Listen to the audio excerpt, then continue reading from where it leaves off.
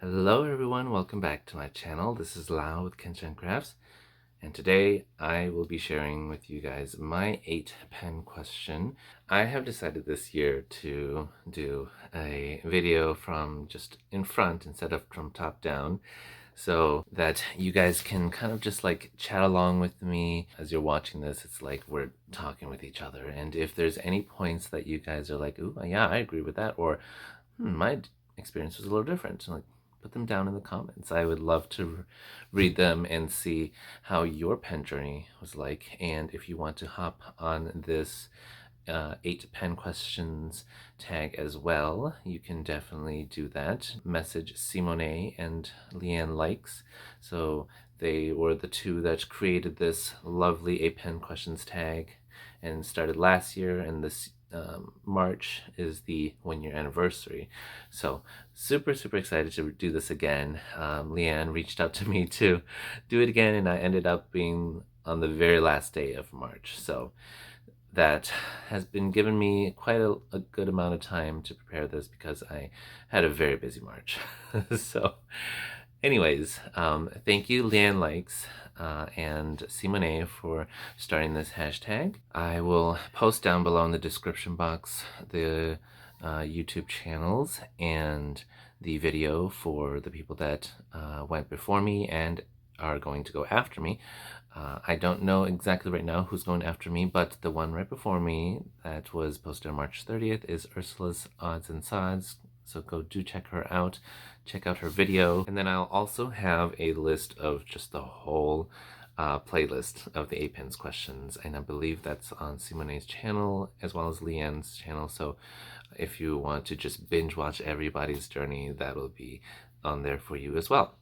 So let's get started. The very first question, and I'm fighting against the sunlight right now because I don't have a lot of sun right now. It is, even though it's spring, it's very cold, and we just had a huge snowstorm. So hopefully that will disappear by next week. All right. So the first question is let's see.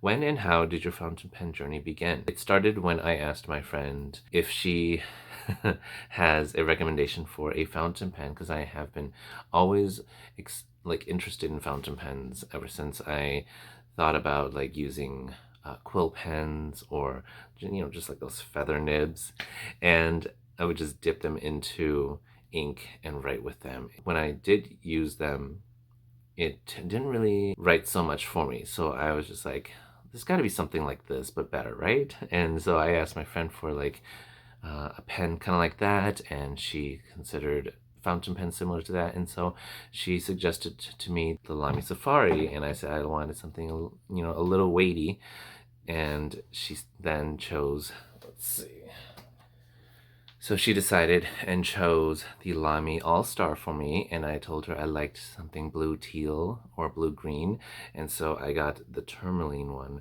for from Gold Spot. And it came with the whole set. It came with I think it came with the black ink, and then I bought the turquoise ink with separately. So I don't know. I think $37 for this gift set was probably a good deal, so I was okay with that. So yeah, that's how it started. But my YouTube fountain pen journey started. I used my Lamy All-Star to bullet journal as well as using all other ephemera, and then I collected a ton of the markers that are used in bullet journaling. So like if you see these Tombow markers, you know they're a bullet journaler, and I collected so many. They're very fun to use, but bullet journaling it was hard to do that. Like I would skip every other month. I think it was February 2022 that I first bought this pen, and then in May 2022 is when I first started my bullet journaling, and I was wondering, how can I put this onto YouTube? And I started recording it, and it took so long to create the bullet journal spreads and talking about it and sharing it, and I was just like, this is overwhelming to have a 2-hour video and try to edit it down to 30 minutes. And so it was really discouraging. I decided that I was going to not do bullet journaling as YouTube, and come August of 2022 is when I started going deeper into the fountain pen world as a hobby.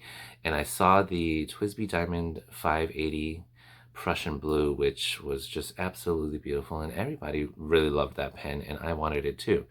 And so I think I went down that rabbit hole, bought a few more of these Lamy All-Stars, and then I bought the TWSBI Diamond 580s.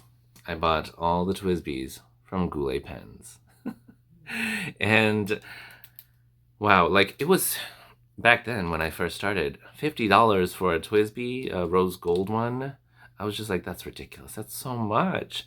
And then $65 for this one, and then $85 for the rose gold Diamond 580. And that one was like the pinnacle of beauty for me at the time. And so I was just like, $50 for this? Oh my God, that's so much money. I have to decide which one I want. And I ended up just buying one after another every month. So from September to October of 2022, I ended up with all these TWSBIs. And it's so funny because now I don't even use my TWSBIs as much, but it's just part of the journey. And if I had known that I would not be using my TWSBIs as much anymore, I probably would not have bought them. But they are helpful for the channel, for my YouTube channel, as I have learned that it's good to keep some pens because everybody has different tastes, and it's good for my YouTube viewers to be able to see all the pens that they might have, they might want. And so having one of each of the pens is kind of helpful when I do some video reviews. So that's how my fountain pen journey began. It came from bullet journaling, and then I left bullet journaling to just regular the Hobonichi planners, as well as fountain pens. Okay, number 2, what are your favorite inks, or what were your favorite inks in the beginning, and what are your go-to inks now? My favorite inks in the beginning, let's see. Okay, so in the beginning I did use like just Lamy Turquoise with my Lamy All-Star Tourmaline.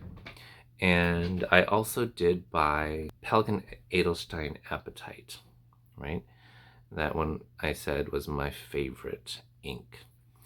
And it still is one of my favorite inks. I loved this Pelikan Edelstein Apatite because it was such a beautiful turquoisey teal, or like a green turquoise.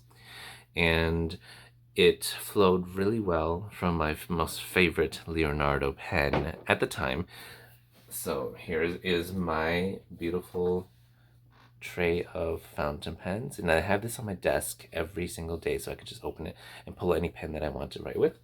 And then underneath it are my collection of Leonardos that I don't use anymore, or they're just like, they're not inked up. So this was my very first Leonardo purchase. Now it's showing up very blue on my screen, but it's a very bright, lovely teal, and the chatoyance and sparkle in this pen is so amazing. And so I paired that with Apatite. If you haven't seen that video where it's my very first purchase of 2023, go check that out. It is such a beautiful pen and ink combination.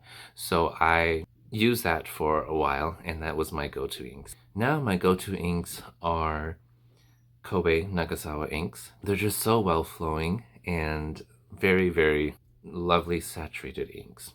And they shade well, they flow well. Only the very dusty colors do not flow so well, but other than that, they're all really good. So you can buy Kobe Nagasawa inks, and they come like this. It's like this really stout looking short bottles. I mean, well, it's about the same height, I think.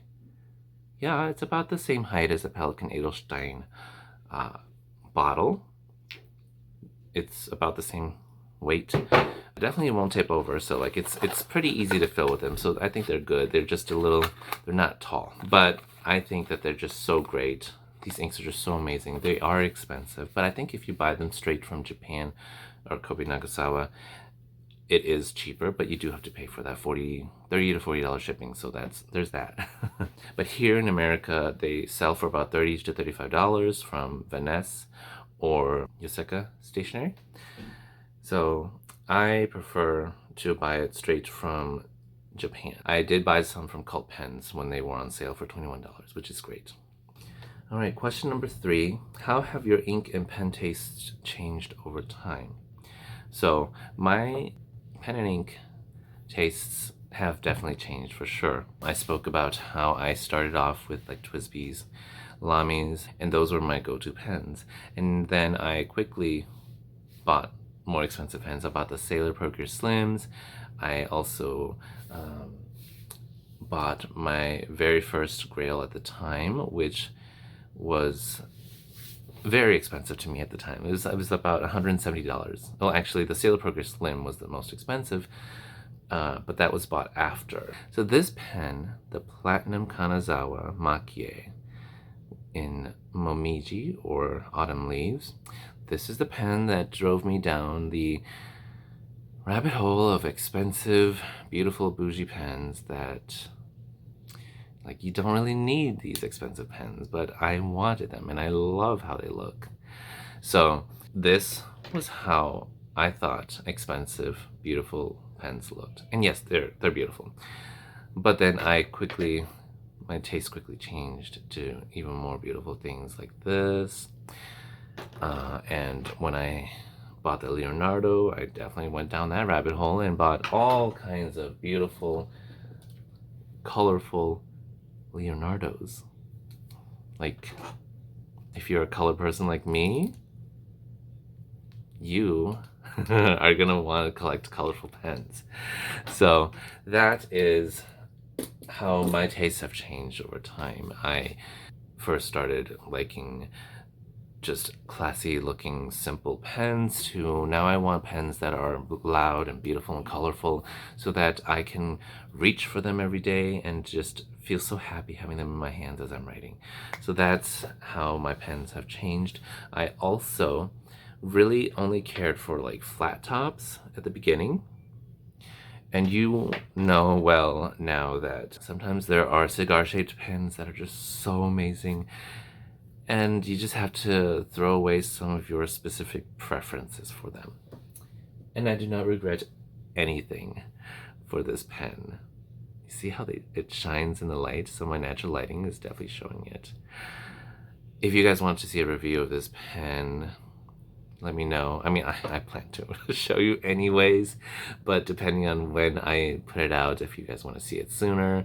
But I have recorded some clips where I unboxed this pen, and I just haven't gotten the time to put it all together. But I think it's so I have some funny clips along with just a review of this pen. So look at that gorgeous green abalone. It almost looks like green mother of pearl, chatoyance and shimmer. My favorite pen. And it is a cigar-shaped pen. So I never thought that I would like a cigar-shaped pen. But then I bought the Pilot Custom A23, and I also didn't really care for that as much just because it's a black or almost black but brown pen, and it was cigar-shaped. So I know that if I'm gonna want a cigar-shaped pen, it's got to be very appealing to me, like this. And so the Custom A23 pens I don't use as often, but they are really, really good pens. But this pen is good too. The nib is great. It writes beautifully. It holds a lot of ink, and I have not changed the ink yet. But I can only expect that cleaning this will be a little hard at the beginning, but I think I'll get used to it. Yeah. So cigar-shaped pens, I have been okay with them as long as they appeal to me and they appeal to my aesthetics. So just like the platinum pens, they're all cigar-shaped. There's no flat top platinums. None that I have seen. The gold nibs, because I know that the steel nibs probably have some. So the Platinum Century 3776, they're all cigar-shaped. And the Shape of Heart Chai Latte, that one is gorgeous, so I can't wait to get mine. So Yeah, I would say my tastes have definitely changed from a flat top, basic, pretty nice looking pen to now really beautifully aesthetic pen, and the nib has to definitely write really well. And I enjoy feedback. I love feedback. In the past, I loved the smooth and quiet feeling of a good Lamy nib. And then now when I first started writing with Sailor nibs, it was very scratchy.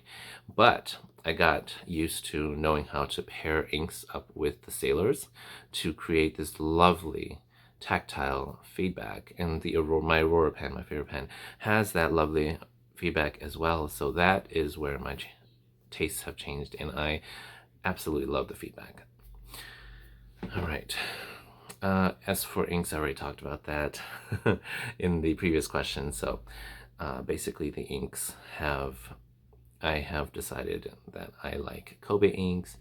I do like softer colors of inks. I've always liked softer colors. In the past, I have bought like Star Ruby, Pelican Shine Star Ruby, Pilot Iroshizuku Kosamosu, and they were very bright, saturated colors. I didn't really like that, and those two are red. I know other inks like Kujaku, what else? Shioro, they're all very dark and saturated. I don't like those colors, and I've always not liked those colors, and so I don't think that has changed much. So I do prefer softer colors like the dusty inks, but I do want them a little bit on the saturated side, like just a semi-saturated. And I don't like the super light inks because I can't write with them, I can't see them. Those are just not inks for me. So I like something in between. Next question is, are there inks and pens that you have yet to try but would like to? So I just got one bottle of Tono and Limbs from my friend in Canada. So he graciously bought a bottle and sent it to me. So I have yet to send him some samples as well. It's just a really great friend. It's a really beautiful bright teal with gold shimmers, and it's a wet flowing ink. You don't see that every day. And well, yeah, there's a few, but you don't see that a lot, like gold or shimmer inks to be wet. And so I would like to see and try some more Tone and Limbs. I know that Birmingham Pen Company is an ink brand that they only sell their 90 milliliter bottles, and so like I would probably never ever buy those bottles, and you can only get it from Birmingham Company. So I know a few friends who have tons of that, and they like, it's such a big bottle, no wonder. I've gotten a few samples from the lovely Pam when I met in San Francisco. She gave me a lot of Birmingham Pen Co. samples, so I think I have yet to like put those in pens. I've only used one ink, I think, which is Fox Squirrel. So I would like to try more of those. Yeah, there's just so many ink brands coming out now too, like Color Traveler. I have a few samples, but I haven't used them yet. A lot of new Colorverse inks that are coming out. I do want to try them all, but I also kind of just fall back to inks that I love using, so it's really hard. Like, I have so many inks to use and try up, but then there's only specific brands that I kind of like to pick out of, and so I need to like get out of that and just try other inks. As for pens, I only held the Mont Blanc 149 at the San Francisco Pen Show. I have not written with it, and I want to try. I don't think the person that I was at was able to let me try it out. So if I can do that at the Chicago Pen Show this May, I would like to do that. Again, I think it would be nice to have one Mont Blanc in my collection. And the one that I really want is the Naruto, the orange and black one.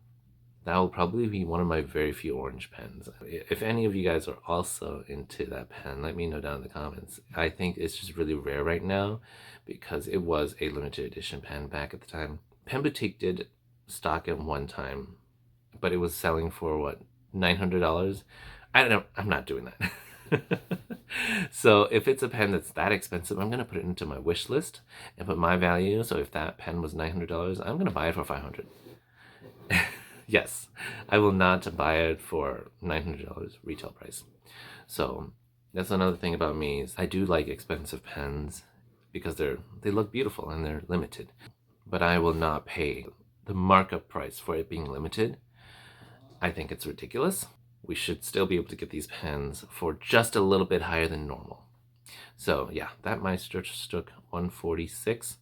They're mostly like between 400 to 600. Yeah, that's I will not pay any more than that for this special edition Naruto one. So I'll wait for it to come down to that much.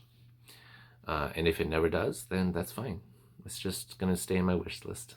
And another pen I would like to try, I don't have a Scribo. I do want to try Scribo pens because I know that they are like very flexible pens, but I don't know if they feel like vintage pens. So that's another thing. I should try vintage pens too, just to see the difference between a vintage flex and the Scribo flex, so that I know how different they are and if I like one over the other. But hopefully I don't like vintage flex too much. Otherwise, that's another rabbit hole to go into, because whenever I go to pen shows or pen meets, people always say, oh, wait till you get into the vintage flex or the vintage pens. So it really, I think vintage is definitely just a whole different rabbit hole. And I do like my more like vintage looking modern pens. So I don't think I would ever really get into that rabbit hole of vintage pens. I might just have one. Just like my Aurora pen, I really feel like I only need that one. The only other Aurora pen that I would want is if it was this very same model with gold or rose gold trims, and it has to be the really, really green turquoise resin. And that resin has to be beautiful and it has to pop out. If it's like a muted turquoise, I don't want it. I want something that really is bright and is like a bright jewel that you pick up and it'll brighten up your day. That's kind of the kind of pens that I want. Like, if the pen is supposed to be shiny and shimmery and it's really muted and not so shiny, I won't pick it up. That's just me. So all right, that's enough of those pens that I want to try. So definitely after the Chicago Pen Show, I'll take lots of videos for you guys and share that experience with you. Hopefully I'll be able to try out the Scribo pens, the Montblanc pens. If there's any other pens that you guys think I should try out, let me know down in the comments. If you have watched my YouTube channel for a while, you'll know what pens I have and what pens I don't have yet or experience with yet. Okay, number 5. What is your Holy Grail pen? Well, I will insert some clips here of pictures of my Holy Grail pens. Some of them I have not put into my vision boards and my spreads yet for my wish list, but of the ones that I did make, and if you guys have not seen that video, definitely go check it out. So here is my pen wish list journal in my traveler's. No, this isn't a traveler's notebook, but it's like that. Let's see. So I did get this pen, you guys. I got the Sailor at a really good price. And I can't wait to share it with you guys in a future video. I'm going to do a Sailor fountain pen collection video. So if you're into Sailors, that video is going to be for you. This was one of the Aurora pens that I really wanted. I still want it, but it's almost unobtainable. But yeah, everybody talked about what a Grail pen is. Basically, it is a pen that is almost unobtainable. It's really rare, limited, and it's too expensive for you in your fountain pen journey. So if you are starting off with like $25 to $50 pens, a Grail pen for you may be like in the hundreds, like 100 or 200 at the most.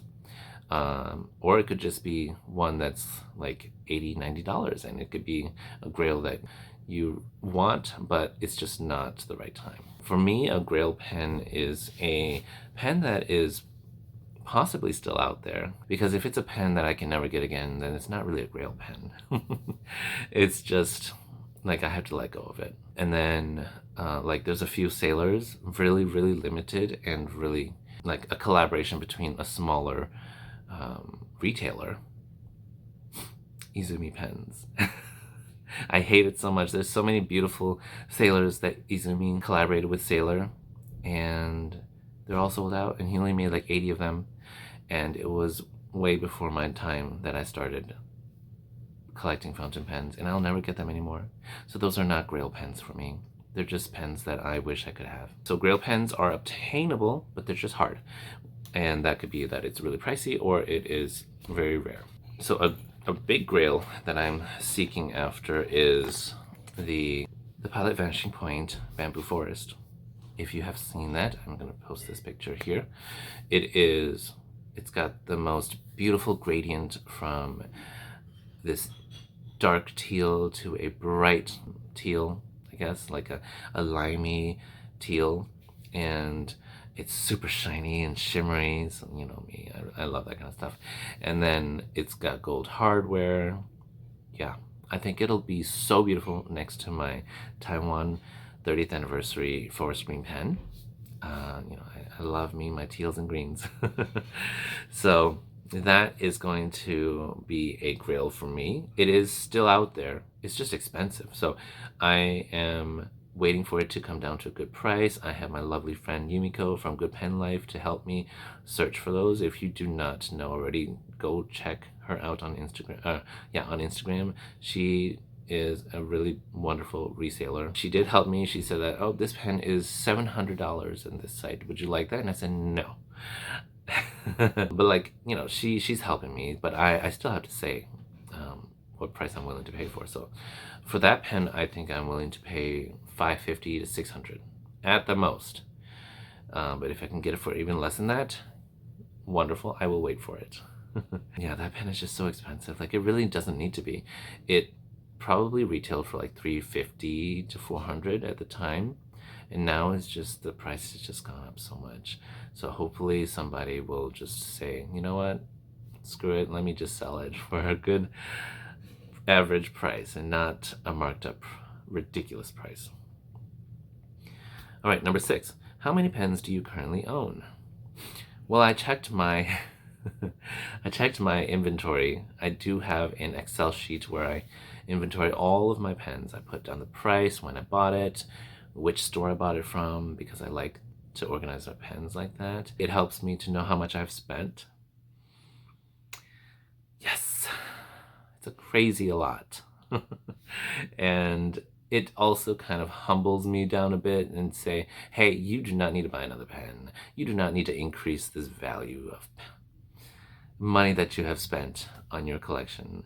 So I will share like a really quick screenshot or video here of my Excel sheet. Right now I have 73 or 71 pens somewhere. You'll see in the spreadsheet here. So about 73 pens, and I still have 1 or 2 that I don't have yet. And so I calculate how much I spent on average per pen, on average per month, so that I know I don't want to like go over that. I haven't bought a pen since March 6th, which is the Jellyfish pen, the Jellyfish Sailor pen, and I feel good about that. Like a whole month I didn't buy a pen, so it's really, really good. And I have sold some pens too. So, do you have a limit on your pens in your collection? Is that a number or is it a feeling? When I did my inventory and I had almost 80 pens, like I had like 79 pens, I was just like, that's a lot of pens. And I don't even use some of the pens that I bought. Like, I finally got the TWSBI Diamond 580 White Rose Gold that I've always wanted 2 years ago. But I forgot that my tastes have changed. And I didn't take that into consideration when I bought it because I got it on a good sale. Yeah, that price just made me go after it. However, when I got that pen, the grip felt slippery to me, which is interesting because the grip on the 580 ALR also felt slippery, but I knew that they were different.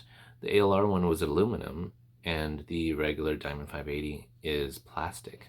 So it was strange that it was slippery for me because I have other like resin pens that are not slippery. So I think it might be the fact that the whole section of the TWSBI Diamond 580 White Rose Gold was plastic, and then the threads are also plastic and they're very smooth. So like it just kind of slips, my fingers just slip through it. So I didn't like that feeling. So I ended up selling that pen. But on top of that, I also realized that I don't use my TWSBIs as much anymore. So why did I get another TWSBI? So knowing that about my tastes changing, and then on top of that, I bought a few pens on fountain pen day that I didn't really need to buy, that they weren't exactly my aesthetic.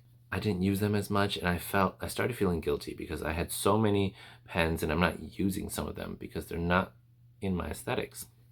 And so I decided I'm going to get rid of some of these pens and I'm going to sell them. So I did sell about 7-8 pens in the month of January and February. So that felt really good. I want to let you guys know now too that whenever you buy pens from any retailer, save those boxes. Well, your pen boxes, and save the boxes that your retailer shipped to you. Because when you are reselling your pens, you want to make your shipping costs as little as possible. So if you save boxes from retailers, shipping boxes, then you will already have a box to use to ship your pen to people when you sell your pens. Because boxes are so darn expensive right now with inflation going on. Like, let the people who have the money, who sent you those boxes, do that part. They have the money to buy the boxes. You just keep that box. Just keep that box, undo it, fold it, and just hide them away somewhere until you need it. I have a ton of those boxes. All the pens that I have sold, I have not needed to go out to buy any boxes. If it's a pen that I can ship in a padded envelope, then I'll probably buy a padded envelope. But I have sent them out in mostly boxes, and all the shipping material that came with it, like all those paper and bubble wrap, I save all that. It's so helpful. Shipping is really expensive, and a lot of people do not want to pay for a lot of shipping. It's just the reality of things. I'm the same way.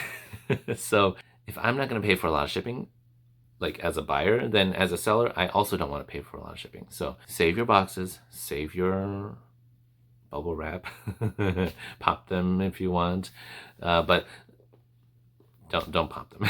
You're gonna need them. I also don't ship them out at USPS. I use pirate shipping. It's great. If you have your own scale and you can measure your box, use pirate ship. You will save yourself a good 20 to 40%. Because one time I shipped the first pen I shipped at the post office and it cost $12. And then I went on to pirate ship and it would have cost me only $6. So really, you can save up to 50% if you use pirate shipping. So pro tip when selling your pen. All right, so that's a huge tangent, but I think it's relative to this question about how many pens in your collection. Is it a number? Is it a feeling? It definitely for me is a feeling, because I started feeling guilty for having so many pens that I don't use. I do collect pens. I am partially a collector. But if I do use the pens in my collection, like my Sailor collection, my Leonardo collection, I use them all. And I want to use them all. Now, if I have pens that I don't even want to use and they're not part of a collection, then I start to feel guilty. I start to feel bad that I even have this pen. So it would be better to just sell that and give it to someone else who will enjoy it. And I do find that the pens between $50 and $150 are pens that a lot of people are more willing to buy. I have a few pens that I'm trying to sell for $400 because that is their value, but no one's really buying it. So it's really difficult unless that pen is really popular. I don't really think I will have a maximum in terms of my Sailors or Leonardos, the collection of pens that I really, really love. But when it comes to absolute total of pens, I think I will feel that I have a maximum when I start to feel, ooh, I have this many pens and I'm not using some of them. Yeah, that's when I feel like I've reached a limit. There's not really a maximum, but like a limit of, I don't want to feel this way. I don't want to feel guilty that I have this many pens that are not being used. So it's definitely okay to start selling your pens because other people will love it. It's not a hobby where you have to feel guilty that you have this many pens and stay guilty or keep those pens. It's a hobby where your pens can be sold for a good, it still retains a good fraction, like 80 to 85% of your pen's value. You can get at least that much back. It's a hobby that gives and gives on. So don't feel like you need to stay guilty. So when I start to feel that way, then I will kind of cull a little bit of my collection. And that's totally fine. Okay, question 8, last question. Consequently, what would you do if another pen or ink came along? Well, I think this time I'm going to evaluate it better. If it's like an old TWSBI that I've always wanted, I have to tell myself, do you like TWSBI anymore? Will you use this pen? If all those questions I ask are, no, or like it's not a good enough reason to buy it, then I will not buy it. Even if it's at a sale, I have to be more conscious about that. And then if it's a new pen that fits my aesthetic, then I have to tell myself, do you use this specific brand of pens often enough? Is this a color that you will pick up? So like for me, those are very specific and particular questions, because I know my style and of using my pens is that it has to be aesthetically pleasing for me to pick it up. And then the nib has to be great for me to want to write. If it's like a very broad nib, I tend to not write with it. So if a broad only exists in this pen brand, should I just get it because I think it's going to be pretty? No, I shouldn't do that. So there's a lot of questions that I'm going to ask myself before I buy a pen in the future. And then for inks, I've told myself that unless it's a free bottle, then I'm not buying any bottles. Ink samples, I will try as many ink samples and buy as many as I can, as long as they are very new to me, and so that I can try different colors and different properties of inks. So I don't mind trying out new samples of inks. So like say if a new bottle came out, like the Winning Gold Persephone and Hades, I will try to find ways to get it at a very, very discounted price or free, because I am an affiliate with Atlas Stationers. I do have a few credits on there that I can use on new bottles. If they're new and they're really hyped, I will try to get them through my Atlas earnings and share with you guys. All right. Well, that is all the questions. I am so happy that the light didn't give up on me. So you guys can still see my lovely background and still see me without too much dark shadows. So yes, I do apologize if my background is a little too distracting. And I also tried not to use my hands so much. But I think in a video like this, like my hands won't be just everywhere. Anyways, this is the end of the video. So thank you so much for sitting down with me on your lovely Sunday and just listening to me chat about my fountain pen journey and where I began, where I am now. I hope that it was interesting for you and that you had a good time here. If you did, please leave a like down below, comment anything that you would like to about anything you've heard, and do hit that subscribe button. If you're not subscribed yet, why are you not? So, I mean, I have so many more videos to share with you guys in the future, so do hit that subscribe button, hit the bell button so that you can see my videos in the future whenever I upload them. I try to be on the schedule of every Sunday. Sometimes I'll sneak in a video before Sunday. I appreciate all of you who have subscribed to me and are enjoying my videos, and I hope to have more fun videos for you guys in the future. So, all right, enough of that. I will see you guys in the next video. Have a great week. Bye.